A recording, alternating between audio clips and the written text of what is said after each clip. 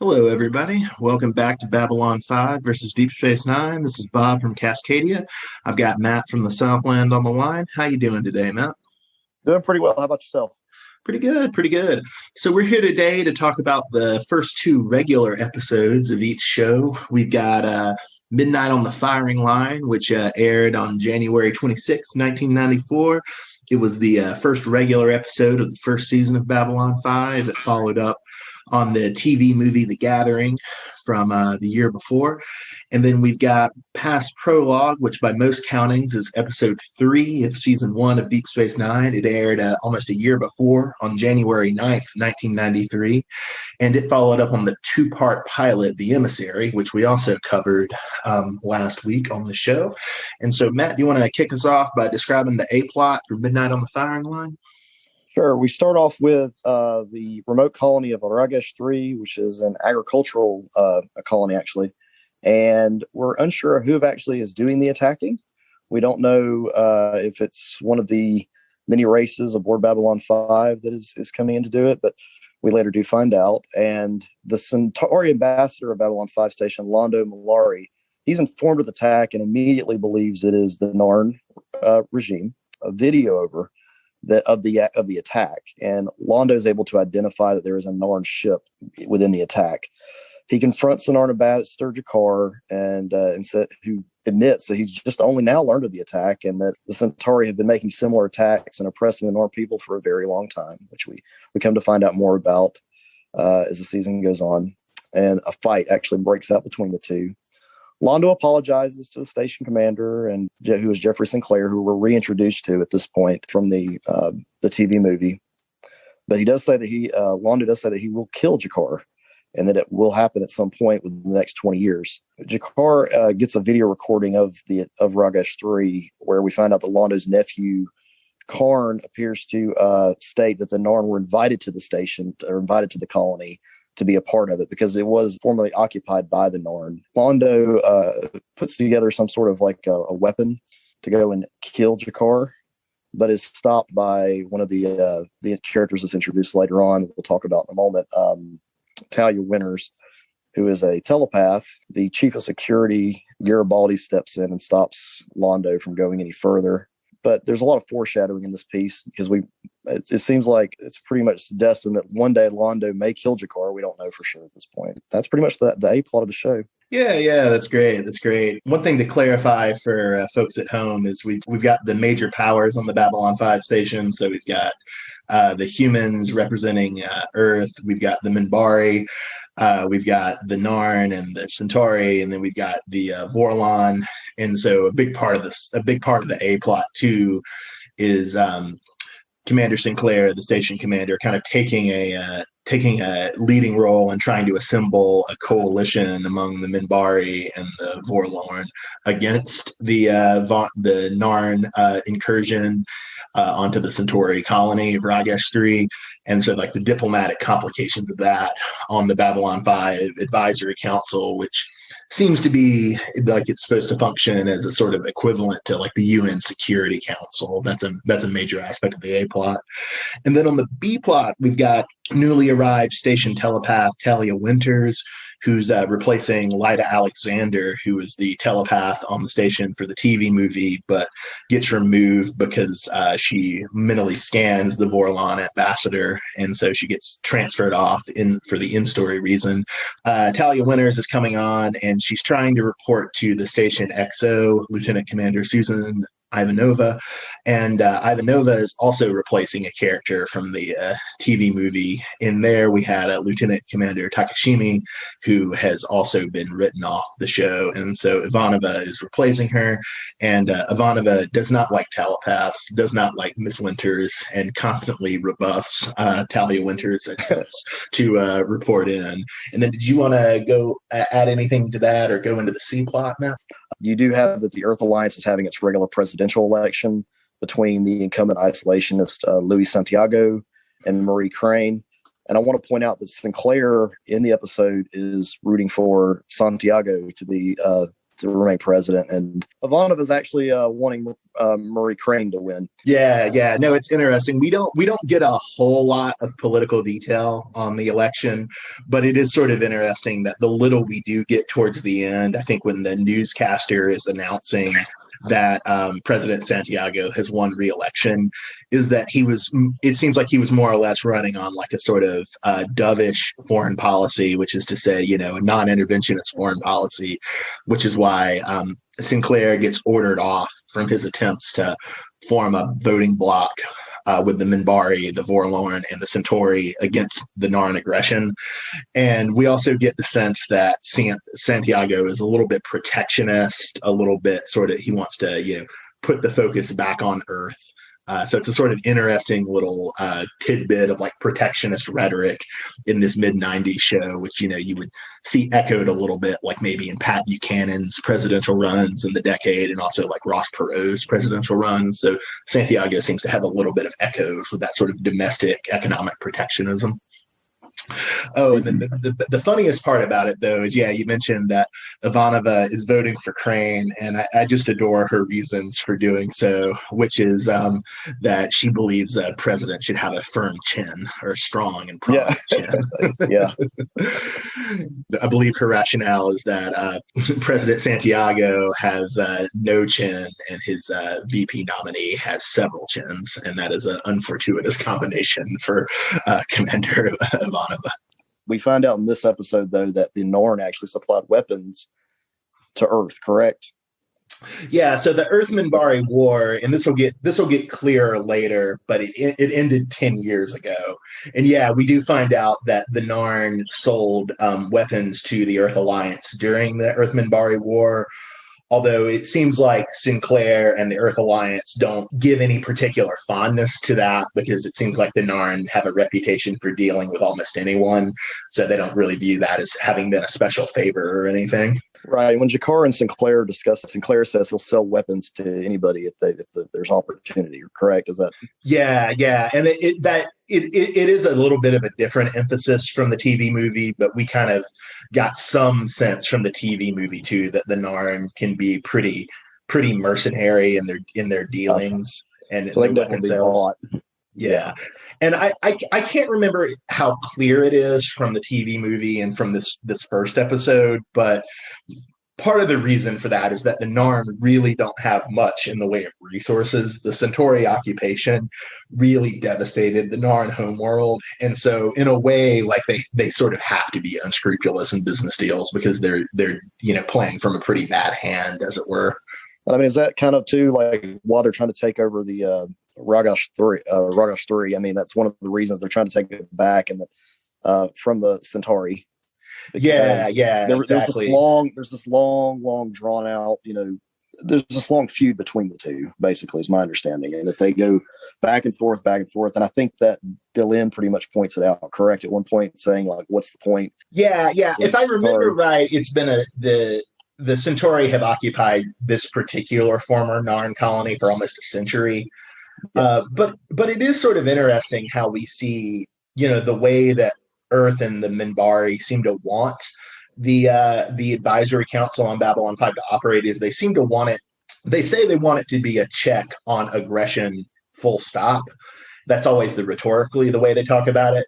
But in practice, in this episode, it is sort of interesting that its main purpose seems to be they're trying to hold back a rising power, which is the Narn regime, and prop up a fading power, which is the Centauri Republic, right? So even though like nominally it's just, we oppose conquest, we oppose expansion, it kind of depends on when you want to start the clock on, what's a legitimate holding. And it's this sort of the actual effect of what the Earth and the Minbari are trying to do and ultimately fail to do is to, keep the Narn down while propping the Centauri up, which is a sort of interesting political dynamic. Did you think that Jakar in this episode had the same sort of, to me, he was way more villainous in the TV movie than in this episode. I mean, he's ultimately the bad guy in a sense, but at the same time, you're like, he didn't seem like this mischievous, this theatrical, I guess is the word I'm looking for. Yeah. I think they did kind of play it down, right? Which, I think we talked about this in our first episode. Our first episode covering the pilot of the TV movie, rather. You could see that as almost like Sinclair's threat to Jakar at the end of the TV movie has worked, and that's why Jakar is toning it down. But on the other hand, it also does feel like they're kind of refining and changing the character as it goes. And it is really interesting. I think that just in terms of audience sympathy, like probably most people will be sympathizing with the Centauri at this point and think the Narn are like more untrustworthy, more dangerous. And I mean, certainly you can see some reasons for that. The Narns are framed here as the aggressors. They're framed as the expansionists. Londo's nephew. Yeah, Londo's nephew. Well, when he's like hell, he's basically pretty much under duress. He's like made to give that statement that they invited them over, to the colony, which isn't true. You can tell he's under duress at that point. I mean that to me automatically puts the Narn in the evil category at that point. Yeah. But on the other hand, I mean, we do get like the back history of the Centauri, brutal occupation of the Narn. We do get the sort of, and I think also what maybe kind of informs people's tendencies to be more sympathetic to the Centauri over the Narn is just the fact that like Londo right now is a lot more charming and charismatic than Jakar. And, it's also like the Centauri are more humanish, whereas the Narn are more alien. And we kind of see that played up in the thing you referred to earlier, Matt, where Garibaldi and Londo are kind of bickering about how when the Centauri made first contact with Earth, which was Earth's first contact with an alien species, the Centauri claimed that they were related based on the physical similarities. Yeah, they really are. They're much more similar than Jakar the Narn or the Vorlons, which we do get a chance to see that inactivated suit at one point, Kosh's suit, which to me, once again, I'm going to say it, I think that it looks way more snake-like. Yeah. Did you have any other thoughts on that? Because that was sort of interesting. Yes. One thing I picked up on when Sinclair is talking to Kosh, if you look at the screen or whatever that's in front of, I guess, the entity or whatever, it's the exact same design as what's on the front of the suit. And I did not catch that last time. Yeah, so I don't know if that has something to do with their race, like that's how they communicate or what. But then the wall would glow when Sinclair was talking to him, and then when Kosh actually got into the suit, like his stomach area, which was made of that, had that same design, would also glow. So, I don't know what that's telling us. I don't know if it's just some I don't know what it is, but he's still extremely mysterious. And you actually get to hear him talk for the first time, I believe. You didn't hear him in the TV movie.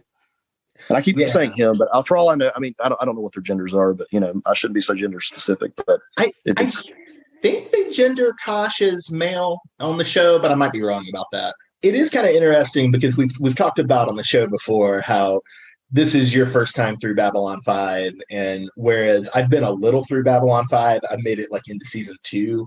And so whereas I feel like I have a little bit more perspective on like the Minbari and the Narn and the Centauri than you do, because of how much I've watched, I at the risk of a negative spoiler, I don't feel like I know anything more about the Vorlon than you do, really. Yeah, they stay secretive. We haven't learned much at all, but he's one of the more interesting characters to me, because you don't know what they represent, honestly. And I can't remember how much this is a sense from this episode, Midnight on the Firing Line, and how much this is a sense from later episodes, but you get the sense that the Vorlon really actually don't care very much about the advisory council's decisions. Like, it seems like very frequently they don't weigh in at all. They were willing to weigh in, like in the TV movie, right, when there was like the direct issue of extraditing Sinclair. But as a general rule, they seem to be pretty unconcerned with the things that occupy the other four powers. Shift over to some DS9 now, and with past prologue. Now, my brother would have said past prologue, but so correct, but it's prologue, and we'll go ahead. You want to tell us a little bit about it? Yeah. So we have our A plot. We've got a Bajoran terrorist and an old comrade of Kira, the XO of DS9, is fleeing the Cardassian Union, and this old comrade of Kira seeks asylum, which creates a real political morass between Bajor and the United Federation of Planets and Cardassia and dissident Klingons, here played by Lursa and B'Etor, who were characters who'd shown up in the Next Generation. They're the daughters of the House Duras, and I think their most prominent appearance in the Next Generation is in the two-part season 4 into season 5 cliffhanger Redemption, where they help launch a Klingon civil war, and they'll also have a pretty prominent role to play in terms of Trek chronology after this episode in the movie Generations. Right, and I was excited to see them. I was like, oh, those are characters that I recognize from Next Gen. So that was a nice little. Once again, that world building where we're at now with DS9, being that Next Generation is still going on, and seeing some of the same characters just has an interconnection that we have never really had before with Star Trek until DS9 hit our screens. Looking at what other things going on in this episode, we've got Bashir, who is cruised by the simple tailor Garrick, who's one of my favorite characters on DS9. He is the lone remaining Cardassian on the station, and there's the possibility that he is a spy. And a lot of the episode centers around Bashir's curiosity of what Garrick really stands for. Is he telling the truth? Is he siding with the Cardassians? I think you see a lot more of the relationship between Garrick and Bashir as the seasons go on. Yeah, and it's fascinating, right? Because it's a pretty famous thing in like Star Trek fandom that a lot of people read Garrick as a gay character, which I'd never disagreed with, but I don't think I'd ever read that subtext or even that text like very overtly into Garrick until like rewatching this episode a couple years ago, and then especially rewatching it now. It's just, my God, like, it's you can't even really call it the queer subtext between Garrick and Bashir subtext. I mean, it's so clear that Garrick is cruising this cute young doctor, and the cute young doctor just has no idea what's going on, and you even get the sense that some of the other officers, especially Jedzia Dax, kind of get the flavor of Garrick's interest in Bashir in ways Bashir may not. I really loved when Bashir runs to Ops to, report to Cisco and the rest of the officers that he's been contacted by Garrick. Dax has a really suggestive question to him of, what do you think he might want from you, Julian?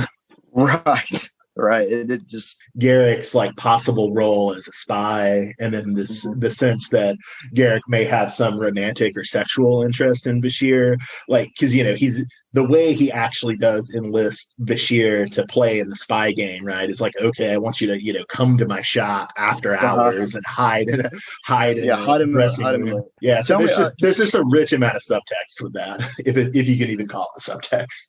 Have you read A Stitch in Time by chance? No, that's the novel that Andrew Robinson co-wrote. That's about Garrick's backstory. Correct. Yes, I haven't read it either, and I've considered buying it, but it's one of those books on Amazon that's like way overpriced at this point to get. So it's one of the older novels. I guess it hasn't been republished in a long time. Like I think the last publication of it was in 2000 maybe. So wow. I'm gonna try to find it. I'm gonna try to see if I can find a copy of it somewhere and read it, because just being reintroduced to Garrick, this is like my second or third time through DS9. I'm just like, wow, this is going to be. I wouldn't mind reading that backstory and piecing some of this together. But yeah. And I know that novel is like really important for the DS9 relaunch, because I think it was one of the last DS9 novels to come out while the show was on the air, and then it was drawn upon very heavily by the DS9 relaunch writers when they were continuing the narrative after the show ended. It's something I want to try to see if I can pick up at some point. I just don't want to pay like the incredible prices they're asking, because while I like Garrick, I don't like him that much. So one thing I do want to note in this episode is Kira calling up the Admiral it's almost like she's tattling on Sisko. Is that what you got from it? Yeah, I mean, in one sense, it is kind of like playing up Kira as like, this kind of undermining first officer, or this sort of, almost like snitch first officer who's trying to go over Sisko's head. Although I think I'm a lot more sympathetic to Kira in this episode, though, than maybe the episode wants me to be, because it's important to remember, like, Kira's not Starfleet, right? She's there to represent the interest of Bajor, and in her estimation, like, giving asylum and rehabilitation to Tana Loesch, this terrorist, is like what's the healthy thing for Bajor going forward, because presumably she thinks Tana is a very capable figure who, if he could be politically brought along to the provisional government, he would strengthen the provisional government, but also just as having an example of like a de-radicalized terrorist would be useful in, like, calming down the political instability that's still afflicting Bajor. So why do you think Kira, though, went over Sisko's head instead of going straight to Sisko to begin with? I mean, I think it's partially that she doesn't know Sisko very well and doesn't trust him yet. I mean, and in fairness to her, like, I think Sisko isn't really giving very clear or consistent signals about, what he intends to do in terms of offering asylum to Tana or not. So I think it's pretty instrumental, but it is sort of really expressive of the general point that, Kira just doesn't know or trust her commander yet. Do you think Odo plays kind of the part of a intermediary between them? Yeah, it's kind of interesting because, like, Odo's technically, his loyalty should be to Bajor too, right? Like, he wears a Bajoran militia uniform too, but it seems like he sort of accepted Sisko a lot more readily than Kira has. And so we get the sort of interesting thing that both Odo can be kind of Kira's conscience when Kira is, learning that this former comrade of hers, even though she was never in this more radical terrorist group that Tana was in, even he can be her conscience when she's realizing that she does need to betray her former comrade. And he can also be the one who kind of serves as the agent for reconciliation between Sisko and Kira. So that was a really interesting role for Odo, I thought. Comparing the two episodes, like, what are you seeing? Do we see anything that is similar? Do we see any differences? What are we seeing here? Yeah. So, I mean, I guess there's even another subplot we kind of left out of our summary of Midnight on the Firing Line about the Raiders. And you can kind of see the Raiders as being a little bit of a plot comparison to the dissident Klingons. Although I really like the point you made earlier about Lursa and B'Etor kind of being this exhibit of the continuing connection that Next Generation and Deep Space Nine have as they're airing concurrently. So we had Picard in the pilot, and now we have these two villains from Next Gen in this third episode of the show. And then, we're going to skip ahead a couple of episodes, and the next DS9 episode we cover is going to involve Q and Vosh, who are also pretty great characters from Next Gen. So that's a pretty sort of interesting point about, like, the importance of this era of Star Trek as Star Trek develops this kind of more complicated universe where multiple shows have to kind of communicate with each other in some way. And do you think I'm thinking of Garibaldi from this episode. Just this, he comes off as being very, like, to me, he's kind of blue collar. Reminds me a little bit of O'Brien, but his sense of humor is just. Do you think there are any characters on DS9 that have that same, I guess, level of humor? I don't know. I mean, I'm kind of struggling. Quark has a sense of humor, but it's a very different sense of humor than Garibaldi, I feel like. Although I do think your connection of Garibaldi to O'Brien is right, that they're both kind of like the everyman blue collar attitude. It's interesting that they're both white ethnics, right? Like, O'Brien is Irish. Garibaldi has an Italian name, although Garibaldi's Italian heritage is only very rarely played up on Babylon 5 from what I've seen, at least. From what I understand, he's a New Yorker, correct? Yeah, that would make sense. But yeah, so Italian American then, or I don't even know. I don't even have a real sense of how much the U.S. is still like a continuing political entity in Babylon 5.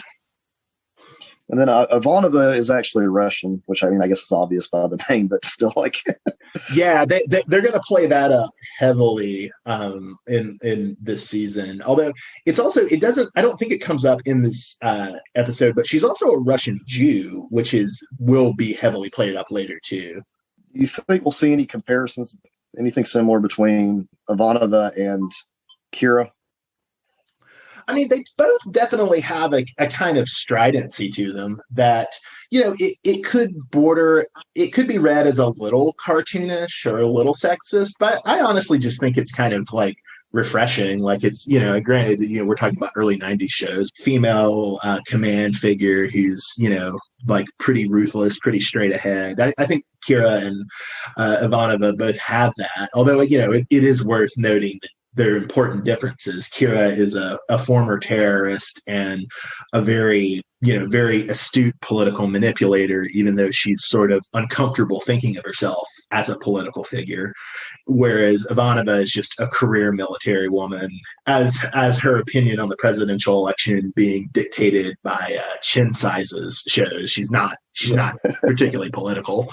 Do you think with the Psi Corps, with her mother being part of the Psi Corps, do you think that's something that's going to play up later on? Like, is that? Oh yes. Is it genetic? Like, do we think that? Okay, because I felt there was some foreshadowing there. I don't want to speak about where it goes, but yeah, it's definitely important, and it is interesting too how much both Kira and Ivanova's mothers play a role in their sort of tragic backstories, right? Like we won't get to Kira's mother for a long time, but Kira's mother is also really important to her backstory.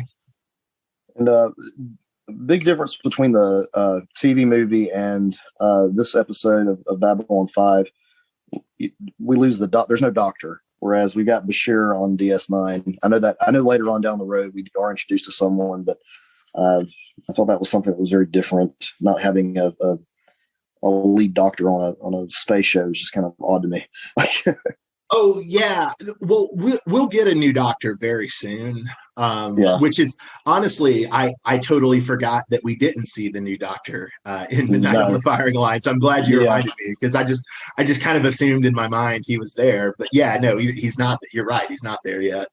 And then we'll see B5's new doctor, and it is sort of interesting too. Like we can maybe talk about this more as we go, but there's going to just be a lot more different approach to like plot problems in Babylon 5 versus Deep Space Nine, because on Deep Space Nine, the main cast members are going to tend to collaborate on things a lot more. They're going to trade technobabble, they're going to trade strategies towards resolving something. And we kind of already see this with the conversations in Ops, both about Garrick approaching Bashir and about what to do with Kira's old comrade Tana on Ops. So we see a lot of this like collaborative working, whereas on Babylon 5 it tends to be that each officer has their area of specialty, and there's not a lot of like crossover. Like Ivanova runs the CNC and she handles traffic, Garibaldi handles security, the new doctor handles medical, and there's just not a whole lot of traffic. And honestly,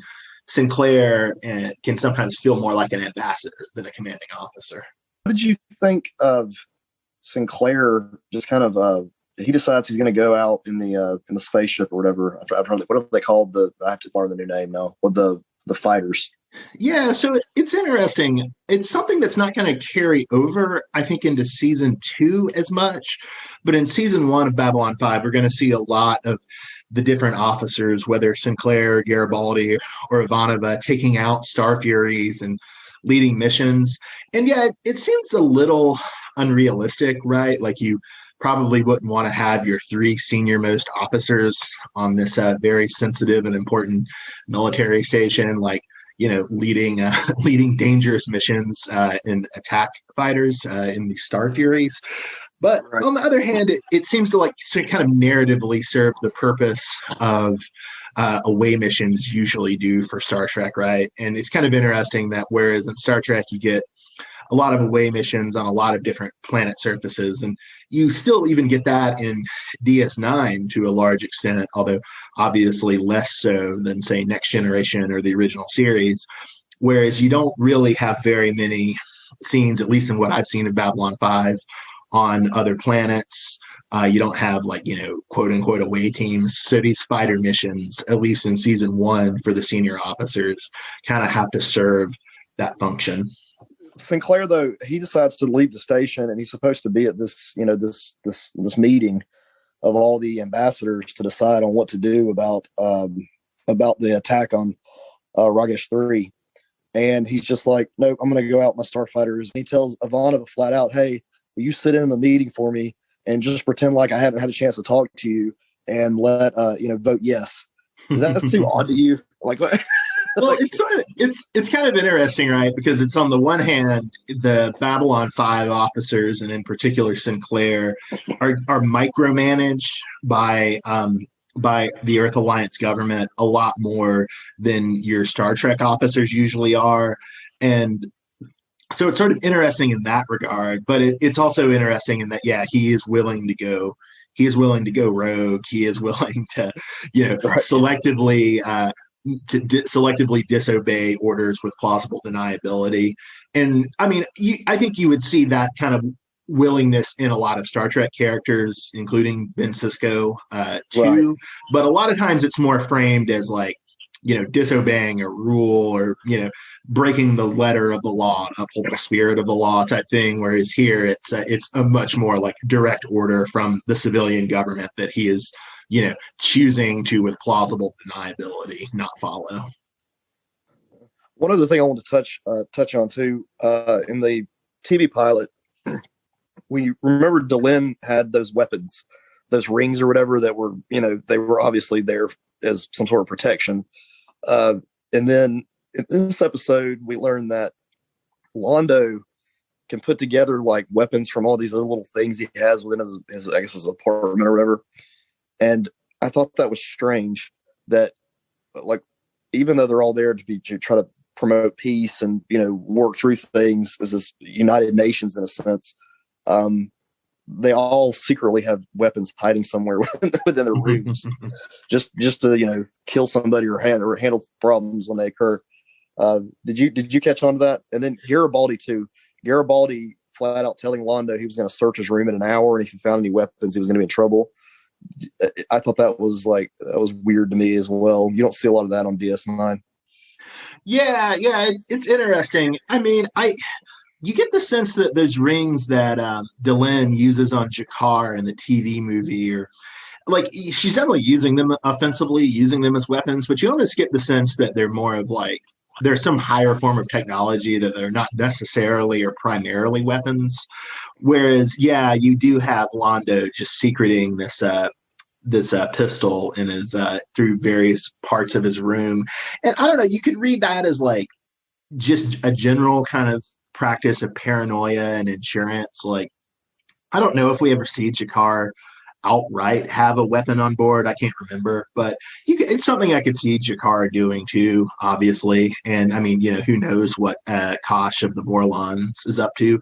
But on the other hand, you could also just read it as this particular sort of characteristic of Londo, because even though Londo is, from a republic that's declining in its political power and its willingness to use force, we really see that in this episode, that this current leadership of the Centauri Republic is just not willing to use force. And, so Londo's willingness to, have this weapon that he's secreted in his quarters may just be a general policy that a lot of people follow on Babylon 5, including the ambassadors, or you could just read it as a particular thing about how even though Londo's peoples are kind of more embracing pacifism, Londo himself is not. He's, still believes in this dream of, Centauri military power, as it were.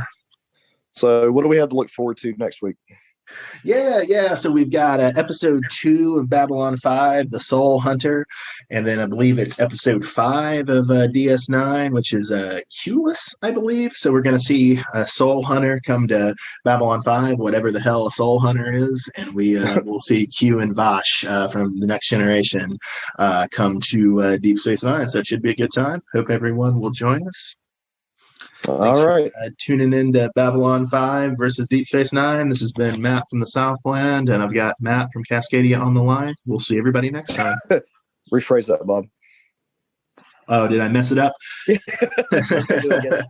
got Bob from go ahead. Bob from Cascadia and Matt from the Southland, and we'll see everybody next time. Thank you. All right.